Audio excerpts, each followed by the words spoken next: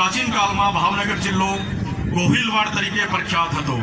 તળાજામાં બૌદ્ધ ગુફાઓ અને પાલિતાણાની પાસે આવેલ સિદ્ધાંચલ પર્વત ઉપર જૈન મંદિરોની મોટી વસાહતો આ જિલ્લામાં આવેલી છે। તે ભાવનગર જિલ્લાનું પૌરાણિક અને ઐતિહાસિક મહત્વ દર્શાવે છે। ગુજરાતના અગ્રગણ્ય નામોમાં સમાવેશ થાય તેવા આદિ કવિ નરસિંહ મહેતાનો જન્મ તળાજામાં થયો હતો। ચિત્રકાર શ્રી ખોડીદાસ પરમાર, કલાગુરુ શ્રી રવિશંકર રાવલ, જાણીતા નવલકથાકાર શ્રી કૃષ્ણલાલ સિદ્ધાણી, સંત શિરોમણી બજરંગદાસજી મહારાજ, ગંગા સતી, પાનબાઈ, પૂજ્ય મોરારી બાપુએ સમાજ સુધારણા ક્ષેત્રે વિરાટ અને વંદનીય કાર્ય કર્યું છે। બાલ કલ્યાણ ક્ષેત્રે ગીજુભાઈ બધેગાને કેમ ભૂલી શકાય।